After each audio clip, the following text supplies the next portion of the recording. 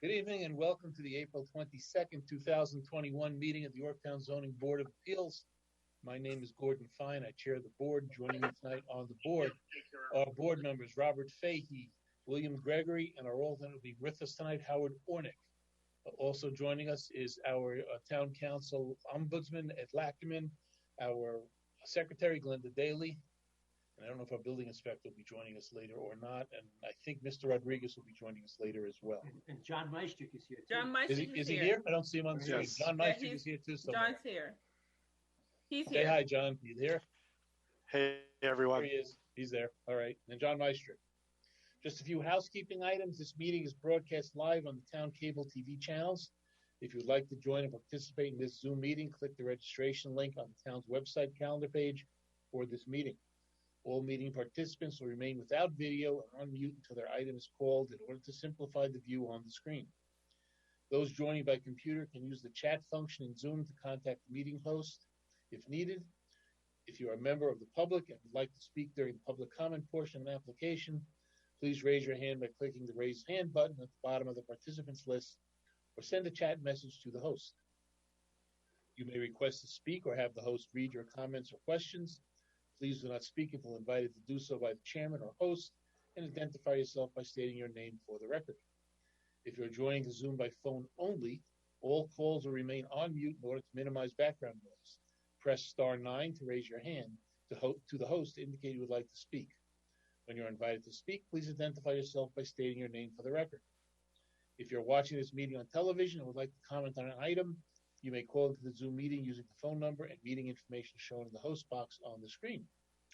Remember to tell the host if you would like to comment, click the raised hand button on the bottom of the participants list, send a chat message to the host using the chat button on the bottom of the Zoom window, or if you're on the phone, press *9.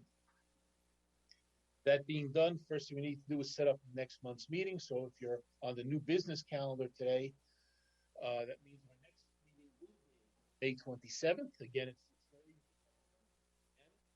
If you have to send out mailings for your application, mailings must be sent out between May 3rd and May 12th. If you send them out before May 3rd or after May 12th, we will not be able to open your hearing at the next meeting. You also need to post your sign conspicuously on the property and bring with you to the next meeting or submit prior to the next meeting the sign affidavit signed, as well as a photograph of the sign displayed on your property. To find out who you have to send your mailings to, you go to Town Hall, to the tax office, tell them you need to send out a zoning notice to neighbors, tell them your address. They will then show you the list of those people with their addresses of who you have to send the mailings out to. List those names and addresses on the sheet that accompanied your application and bring that to the meeting as well. Actually, you're submitting all that document to the legal department before the meeting for next month. Submit that list to the legal department along with a copy of the notice you sent out, the proof of mailings, as well as a signed affidavit and photo. You do not have to send the mailings out by certified mail. You only have to go out with a certificate of mailing. That's a receipt from the post office, just showing who it was sent to and that it was sent. Again, it does not have to be sent out by certified, but you do need the proof of mailing receipt from the post office. It costs about $1 as opposed to about $6 for certified mailing. That's all has to be done and submitted to our legal department prior to next month's meeting so we can open your hearing accordingly next month. Next order of business is to approve last month's minutes. Has everybody received them? Any comments, questions? No, okay. That would move that we approve the minutes of the March meeting. Do I have a second? Second. All in favor? Aye. Okay, moving on to the new business. We have Davis, which is 90 Timberlane Court, application for special use permit for renewal of an accessory apartment. Anybody here on that? Okay, we'll handle I'm that. here, sir. Who's here? Oh, there you Royce Davis. Okay, we're going to handle this administratively, which means you don't have to be at the next meeting. You can be if you'd like, but you don't have to be. Just submit your affidavits and your proof of mailing before the next meeting. We refer to the building department. They'll come by and do an inspection. We're not going to do a site visit, but it's handled administratively, so we'll set it down for a public hearing on the 27th. Do we have a second? Second. All in favor? Aye. Aye. Okay. Next is Watson, 772 Pines Bridge Road. Application to allow an addition with a side yard setback of 27 feet 2 inches or a minimum of 50 is required. and a combined side yard setback of 47 feet 2 inches or minimum 80 is required. Anybody here on that application? Okay, that'll be referred to the building department. We'll set it down for site visit. The board does not do site visits together anymore. They'll do them individually when they get a chance. They won't be entering your home, but they may come by the property. We'll set it down for a public hearing on the 27th. Do I have a second? Second. All in favor? Aye. Aye. Rodriguez, application for a pool and deck with a front yard setback of 20 feet or minimum 40 is required. Side yard setback of 10 feet, minimum 15 is required. And a combined side yard setback of 35.52 feet, minimum 40 is required at 2990 Saddle Ridge Drive. Anybody here on that application? Yes, David Tetro. David. All right, we'll refer it to the building department, set it down for site visit and public hearing on the 27th. Do I have a Gordon. second? Yeah. I'm sorry, I know you went through this, but my audio kicked out. What are the dates for the mailings again? 5/3 to 5/12.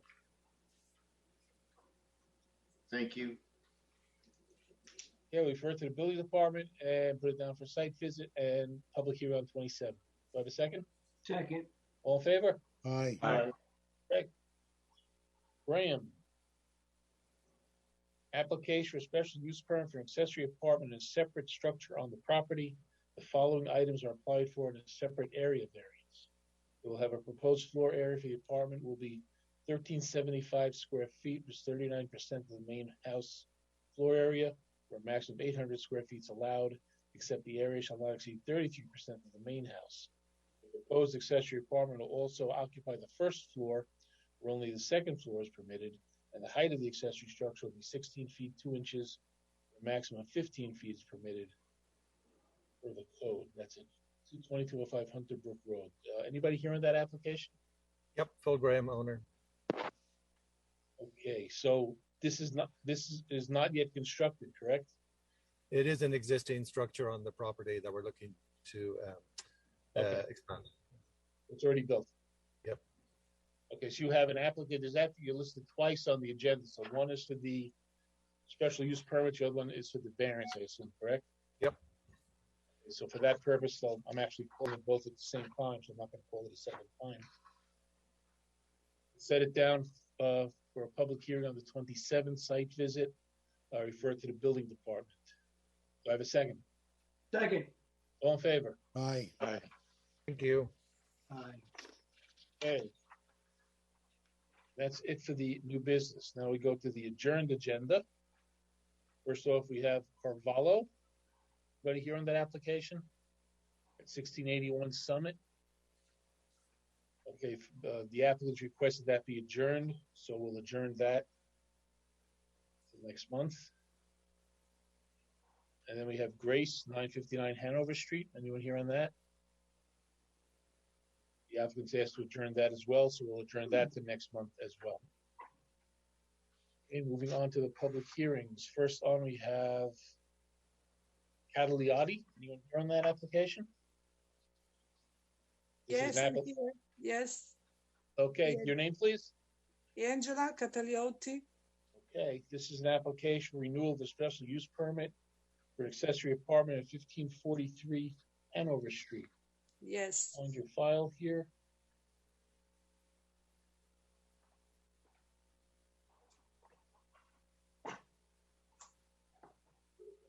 All right. And the mailings and sign affidavit were submitted. They're all in order. We have a memo from the building department dated April 15th. There were no changes made to the apartment since the previous approval. Okay, that's that. Anybody in the audience have any comments on the application? Here, nobody's there? No, I don't see anyone. No one's raising their hand. Okay, this is a renewal. There's no opposition to it. Everything's in order. Unless the board has any questions. Anybody? Okay, I move that we grant the application for the special use permit for the accessory apartment at 1543 Hanover Street for a period of 3 years. Do I have a second? Second. All in favor? okay, Aye. thank you. Aye. Okay. Tamburello, Yes. Application of special use permit for a new accessory apartment at 3061 Oak Street. Good evening. Your name, please? John Tamburello. Okay, the notice I have here from the legal department says the mailings were not submitted. I'm in a little holding pattern as per the request for Adjournment? yeah, waiting for information from the Board of Health in Mount Kisco. Okay, so we can't open this yet because there's no mailing, so we'll just adjourn it for next month. All right, Mr. Tamburello, just make sure we have everything by next month. Okay, thank you. Okay, matters adjourned. Sinzako? Hi, how are you? You want to give us your name, please? Yep, Melanie Syndico. Let me see if I have something here. This is application renewal of the special use permit to operate a child care center at 322 Kear Street.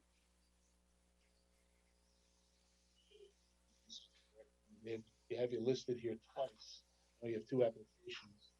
Yeah, one is for a sign at a different property, and then this one is just for a renewal of an existing special Yeah, use permit. I think I'm looking at the request. They both say Little Red House on it, but I think this is the correct one I'm looking for. It says 322 Kear Street. The other one's on Crampon Road, correct? That's correct. All right, this is just a renewal of the current application, right? With the current permit. That's correct. Yeah, there's no changes. Okay, we have a memo from the building department dated April 12th. They inspected the property, they have no objections. Memo from the planning board dated April 14th. Planning board has not been notified of any issues at the site, so they have no objections. Why would the planning board be involved? And a memo from the fire inspector dated April 14th. Fire inspector has no objections. Okay, we have a letter from the applicant. We have a certificate of liability insurance.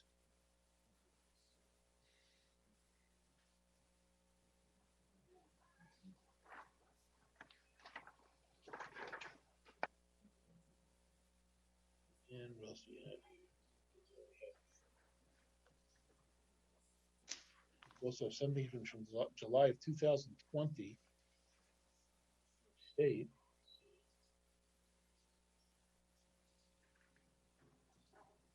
This is regarding the license renewal. And your license is still current, correct? My license is actually in the process of being renewed. So OCFS had some issues because of COVID with getting everybody renewed before they expired. So that letter is just to let you know that we're in our process and that our current, even though expired license, we're still able to operate with that until our renewal process is complete. Anybody on the board have any questions? When did it expire? It expired in September of 2020.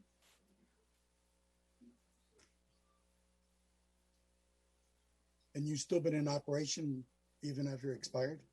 Yes. So the letter that I sent in is just proof that OCFS doesn't have any objections. Everybody who was renewing in 2020, unfortunately, had to get pushed because they're under regulation right now to only be in one program a day.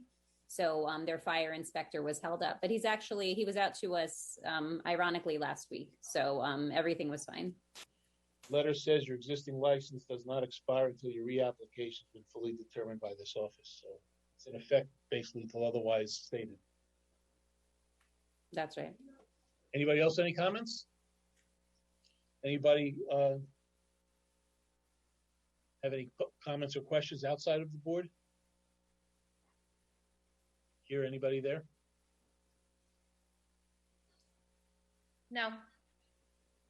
Okay, that being said, I move that we grant the application for the renewal of a special use permit to operate the daycare center at 322 Kear Street.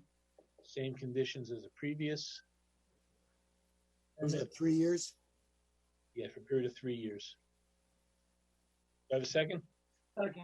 All in favor? Aye. Aye.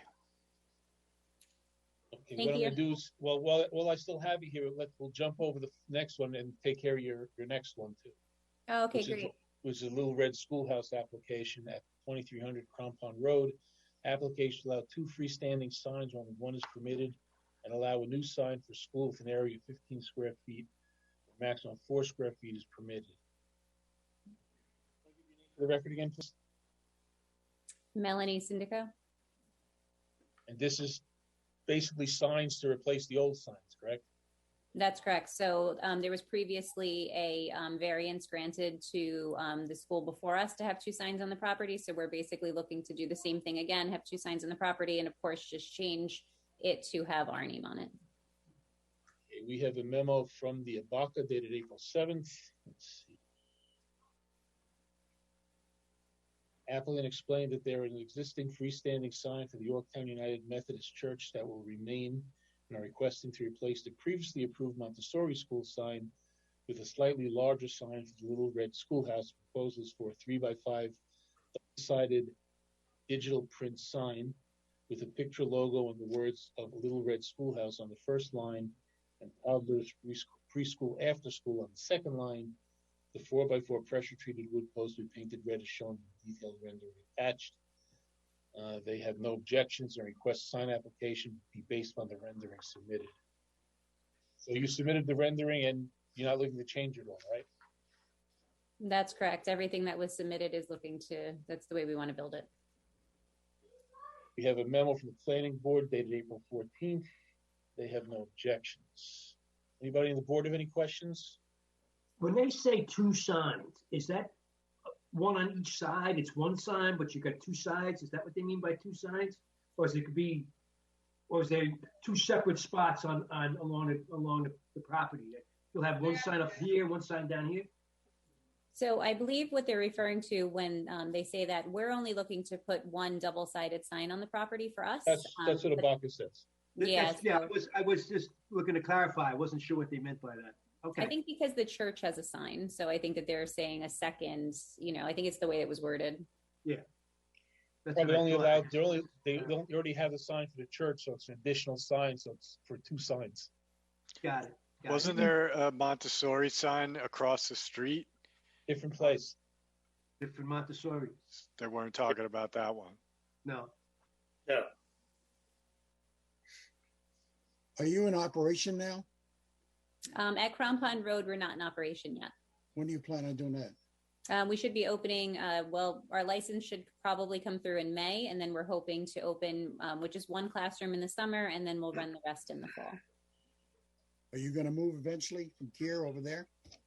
No, thankfully we needed to expand. So we had a lovely following of parents in this community. So we're just looking to add some more space. Okay. Thank you. No problem. Any public comments?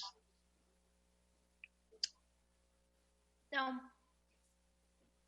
Okay, then I would move that we grant the application to allow 2 freestanding signs where only 1 is permitted, and allow a new sign for school with an area of 15 square feet, maximum 4 square feet is permitted, 2300 Crampon Road, with the provision that the signs be constructed per the rendering submitted. Do I have a second? Second. All in favor? Aye. Aye. Okay, All right. Thank you. you're welcome. For 3 years, right? So it's no longer a Little Red Schoolhouse. Next up is Flaz. F-L-A-S-Z. Anyone here on that? Yes, hi, I'm Nicole Flaz. Application for proposed addition with a side yard setback of 12.07 feet or minimum 15 is required, and a combined side yard setback of 36.8 feet or minimum 40 feet is required at 2796 Sutton Street. Would you give us your name for the record, please? Nicole Flaz. Okay. And what's the nature of the addition? We are building a dining room. Extending the kitchen. One story addition? Yes, Did you submit plans to the to the town? yes. Let's see. Do we have? Let me see. If we have, let me take a look. If I have those here.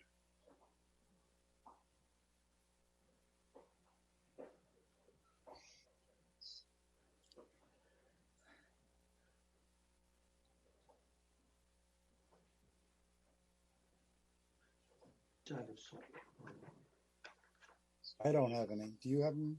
Well, were they part of the email, Kira? last month.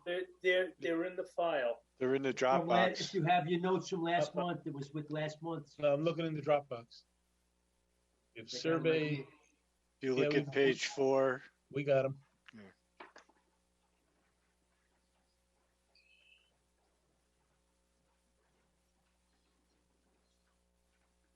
Are you looking to make any changes to these plans? No. Anybody on the board have any comments regarding the application? No. No. Anybody, any public comments? Nope, none.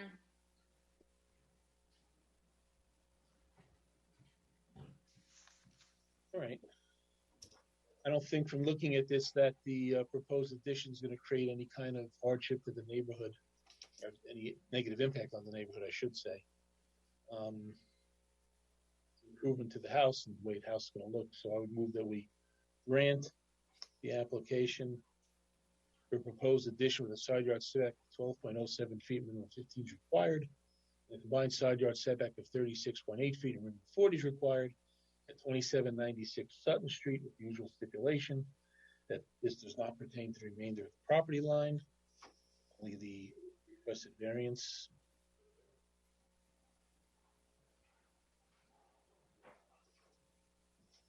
And that the addition be built in substantial conformity to the plans submitted. Do I have a second? Second. All in favor? Aye. Aye. Hey, Thank you. you're welcome. The ayes have it. Yates? One here on Yates. Hello. There we go. Application without an existing structure with a side yard setback of 4.1 feet, minimum of 12 feet required. And a front yard setback of 27.5 feet, minimum of 30 is required at 3408 Hayward Street. Good evening. Good evening. Your name, please. Jahari Yates. And Mr. Yates, what's the nature of the structure? I'm looking to legalize an existing structure. What is the existing structure? A single family dwelling. Or the whole house basically looking to legalize? Yeah, my house. Yes. Okay, we have a memo from the building department dated April 2nd. It's just restating the application itself. So basically the house is built out of conformity with the zoning requirements? There's just no CO on file, but just a CO for the addition of the property, but not for the house itself. So I'm looking to just legalize the house in its entirety. When was the house built?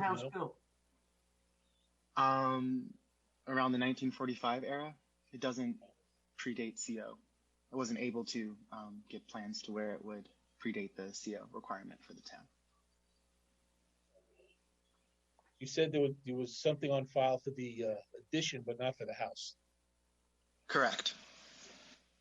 Unfortunately, sometimes when they do that, they just look at the piece. They don't look at the piece that they asked for the approval on, not at the whole structure. So you get a CO for only a partial, and you got to come back and do what we're doing now.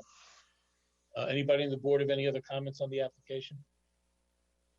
Any public comments on the application? You know what I was thinking about? If you look at Brad's thing from the building department, he just says, he doesn't say whether it's approved or not. No, sometimes they don't do that, Howard. Sometimes they restate the application. They don't give us an opinion whether it should be approved or not. Okay. So was there any other violations found? Was there any surprises with There's this? nothing for the building department about any violations. And what was the nature of the CO on the addition that they put in? Did that have any impact on the property? They're not saying though. He just says just what the. Or how do we make a decision? We do these all the time. Well, we make it kind of swagging it a little bit. We don't know. We don't really know what we have. We have to make a decision whether this is in character of the neighborhood, and it's a structure that exists since the 1940s. So it is the neighborhood. Yeah. Okay. I mean, there are no violations. He's trying to get a CO, and he needs a variance to get a CO. So it's pretty straight. Yeah. Actually, the building department would have stated if there are violations. There are none. Okay. And then we're good. Sorry, I asked. I'll never be sorry. You know, I'm just don't do it. Just don't do it again. Bill's trying to Bill, say you're on something. mute. Bill, you're on mute. If you look at if when you went out on the site visit, basically the survey indicates that there was a deck on the property, and that deck has basically been removed. I don't really know the nature of the addition, but it appears that from the site inspection, anyhow, that the house has existed for some time, and the applicant has basically indicated that it was built in 1945. Even though it was built in 1945, the zoning at the time was not the same as it is now. But if he's looking for a CO for the existing building, then typically we usually legalize structures of this nature, of this age, as a matter of course. And they have removed the deck, which was a problem because it extended over the property line. So I think we can move forward with this one. Okay. Any public comments? Okay, then I would move that, as we stated before, I mean, the house has been there for a long enough period of time where, as far as character of the neighborhood, pretty much sets the character of the neighborhood. So as far as that criteria, I don't think we have an issue with that. I move then that we grant the application to allow an existing structure with a side yard setback of 4.1 feet, a minimum of 12 feet is required, and a front yard setback of 27.5 feet, minimum of 30 feet is required at 3408 Haywood Street, with the usual stipulations. This pertains only to the requested variance and not the remainder of the property line. Do I have a second? Second. All in favor? Aye. Okay, Thank you all so much. you're welcome. Next is Schrade. Hi, good evening, everybody. This is Luke Schrade. Okay, application for proposed addition with combined side yard setback of 29.6 feet, minimum 40 is required at 257 Granite Springs Road. Good evening. Good evening. You want to give us just a rundown of what your addition is? Nature of Yeah, it? it's going to be a two-story addition that's going to be built on the back of my house. It's going to be a mudroom entryway with a master bathroom on top. And you submitted plans? Yes.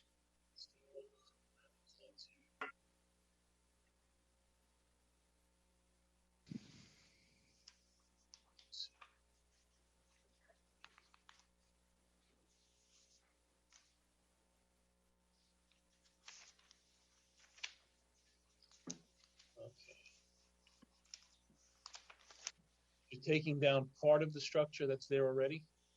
There was a deck there. I'm not taking down anything. Okay, see on the plans, there's partial demolition. Oh, windows have to come out of the back of my house. Okay, Yeah. I have 2-bedroom windows there where the addition's going to go. So Right. those windows are going to come out. And also I have a French door in the back, which is my entryway now. That's also going to come out. okay, the file contains the plans.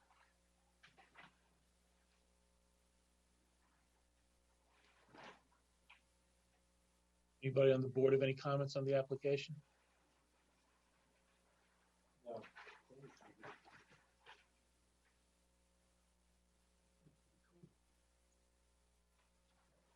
No one on the board has any comments?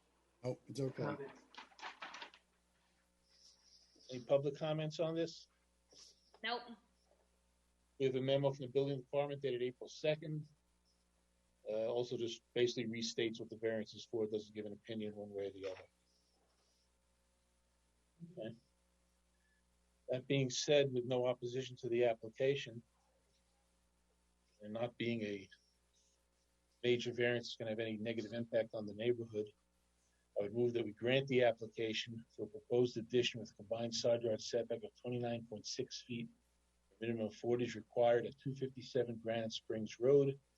With usual stipulation, this pertains to requested variance only, not the remainder of the property line, and that the addition be built in substantial conformity to the plans submitted. Do I have a second? Second. All in favor? Aye. Aye. Aye. Okay, Thank you, everybody.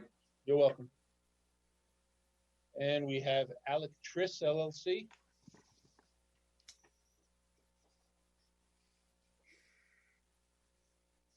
You hear on that? I believe that there's a memo from the planning board. Yeah, I know there's some complaint, but I don't know if the applicant's still gonna come in or not on this. No, I don't. No, none of everyone's in, so I don't see them. Okay, there was a memo from the planning board asking that we not do anything with this application. They review it further, but without the applicant even being here, I'm not even opening the hearing at this point. Okay. So what I'll just do is applicant not here. Yeah, it's just, are you referring to the memo of April 14th? Correct. Okay. So he has some additional work to do. He's got to do soil testing and whatnot. Yeah, the thing is though, is in order for us to do this application, we'd have to basically vote first to reopen the old decision, because the old decision is what they're asking us to overturn. Right. It's not for a variance in that sense. It's really just to overturn our previous decision. So first we'd have to decide whether we want to reopen it, which has to be by unanimous vote. Assuming we do that, then we first have to hear what they want to do and then decide whether or not we still want to overturn the prior decision. Now, my only concern is that they're spending X number of dollars in time with the planning board to work on plans for something we may not even approve. So I don't know, why planning doesn't want us to look at it first. Because for argument's sake, if we denied it, then there's no sense in going before the planning board. Okay. But we deal with it as it comes in. So we're just going to turn that over to next month. Mm-hmm. And finally, we have Singular Wireless. Okay, I gotta read this. Anyone here on that? Hey, good evening. My name is Christopher Quinn. Good Attorney evening. for the This applicant. is application for special use permit to modify an existing AT&T telecommunication facility by replacing 3 existing antenna and indoor equipment at 340 Illington Road. Good evening, sir. Hi, how are you? Good. So this is an existing tower, as we know. It's actually one of the first towers we ever approved. That's what I saw. The approval went back to 1993, so it's been up almost 30 years at this point. So definitely one of the older ones. AT&T has 9 antennas at the top of the tower. What they're doing is part of their pretty much periodic upgrades to keep up with technology demands, the additional frequency bands they have, and to be more efficient. They always try to update with the latest model antennas. What this would be here is they'd replace 3 of the existing 9 antennas. The antennas are in sectors of 3 each, so the 9 antennas are broken up into sectors of 3. It'd be the middle antenna would be replaced. The new antennas would be slightly smaller but fatter by a couple inches in each direction than the ones that are up there now. But effectively, aside from that, I don't think anyone would ever notice this. The antennas are at, I think, 188 feet high. So, I mean, It's basically just an upgrade of what's there. Exactly. Exactly. I mean, if you guys are like me, I have been more dependent on my wireless service in the past year when my wife and my kids are both on Zoom for all their classes and work, and I'm trying to get on in any kind of conference call. Basically, they're trying to keep up with technology requirements. We have a memo from the building department dated April 16th. They inspected the property on April 14th and have no objections to the granting of the relief. Applicant will need a building permit for the work. Anybody on the board have any questions? Are you upgrading to 5G? This will have some 5G technology in it, but it's not the sole reason for the purpose of the upgrade. Okay, thank you. And really all 5G is just additional frequency bands. Right. Anyone else? Good enough. Any public comments? When you say additional frequency bands, you're just looking to increase capacity? Is that what we're talking about? Well, no. So AT&T has acquired over the course of the past several decades a number of different frequency bands. The FCC licensed them out all the time. So it does create additional capacity. It also does allow better optimization of their network. So, for instance, some frequencies do better with data, while others do better with voice. So what you ultimately see is, and another thing that's very important for AT&T that's unlike other carriers is they have something called FirstNet, which I don't know if anyone's familiar with that, but they were awarded a number of years ago from the FCC a first responders network that will be run on AT&T, where any first responder will take priority over customers. And there are certain channels that are dedicated to those first responders. So that's across the country. So if anyone has this FirstNet service, they can log into an AT&T phone, and in the event of an emergency, it prioritizes them over any other regular customers. So that's something that AT&T will incorporate into this upgrade as well. Okay. All right, thank you. Any comments from the public? No, I don't see any. Okay, then I would move that we grant the application for special use permit to modify the existing AT&T telecommunications facility by replacing 3 existing antennas and indoor equipment at 340 Illington Road. Do I have a second? Second. All in favor? Aye. Aye.